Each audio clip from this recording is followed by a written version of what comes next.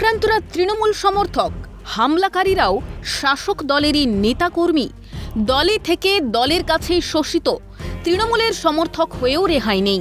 রীতিমতো নিরাপত্তাহীনতায় ভুগছেন মালদার দক্ষিণ লক্ষ্মীপুরের বাসিন্দারা।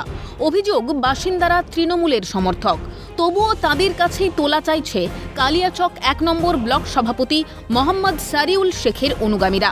আর টাকা দিতে অস্বীকার করায় বাসিন্দাদের বাড়ি ভাঙচুর, মারধর করা হয়। আগ্নেয়াস্ত্র হাতে দৌরাত্ম্য চালায় দুষ্কৃতীরা। সোশ্যাল মিডিয়ায় ভাইরাল তাণ্ডবের সিসিটিভি ফুটেজ। আর পুলিশ সব জেনেও নিরুত্তাপ। পুলিশেরও কি মদত রয়েছে এই হামলায়? তৃণমূল কর্মীদের দুষ্কৃতী সুলভ আচরণে আতঙ্কে স্থানীয় বাসিন্দারা। চলছিল ওরা হাবিবুর আর ব্লক প্রেসিডেন্ট মানে ই করে দিয়ে পুলিশ সব সময় ঢুকিয়ে দিয়ে ভাঙচুর করাচ্ছে, আর আমার বাবাদেরকে অশান্তি করাচ্ছে, সবাইকে ধর্ষণ করার ধমকি দিচ্ছে। বাড়িতে ছেলেগুলো থাকতে পারছে না, টাকা চাইছে, হ্যাঁ তোলা চাইছে, টাকা চাইছে। আমরা কোথায় পাবো? তোলা দেবো ওদেরকে? সবার কাছ থেকে, আম পাবলিকদের কাছ থেকেও তোলা চাইছে। সারিউল ব্লক প্রেসিডেন্ট স্যার, যেহেতু ওর শ্বশুর বাড়ি হচ্ছে এখানে, ওদের হাত দিয়ে মানে আমাদের গরিবের উপরে অতিরিক্ত অত্যাচার করছে। যেহেতু অত্যাচার এরকম করছে স্যার, সবার কাছ থেকে তোলা চাচ্ছে, অত্যাচার করছে। যেমন আমার কালকে বাড়িতে স্যার আমার বাইক টাইক ভেঙে দিয়েছে, সব চুরমার করে দিয়েছে।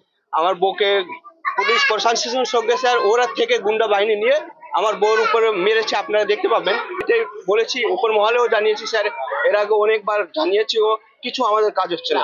যদিও বাসিন্দাদের দাবি মানতে নারাজ অভিযুক্ত কালিয়াচক ১ নম্বর ব্লক সভাপতি মোহাম্মদ সারিউল শেখ। ব্লক সভাপতির দাবি, যাবতীয় অভিযোগ মিথ্যে। এমনকি ঝামেলার ঘটনাও সম্পূর্ণ অস্বীকার সারিউল শেখের। গোটা ঘটনা নাকি বিরোধীদের চক্রান্ত। তবে দুষ্কৃতী হামলার ঘটনায় অস্বীকার করে অস্বস্তি বাড়াতে চাননি জেলা তৃণমূল কংগ্রেসের সহসভাপতি শুভময় বসু। দোষ করলে শাস্তি পাবে, দলের দোহাই দিয়ে ছাড় মিলবে না, আশ্বাস জেলা তৃণমূল কংগ্রেসের সহসভাপতির। এর আগেও ওরা করেছিল আমার নামে অভিযোগটা, বিরোধীরা বুঝতেই পারছেন। বলছিলাম আগ্নেয়াস্ত্র হাতে নিয়ে দাপাদাপি করছে না, ওখানে কোনো ঝামেলা হতে হয়নি, ঠিক আছে।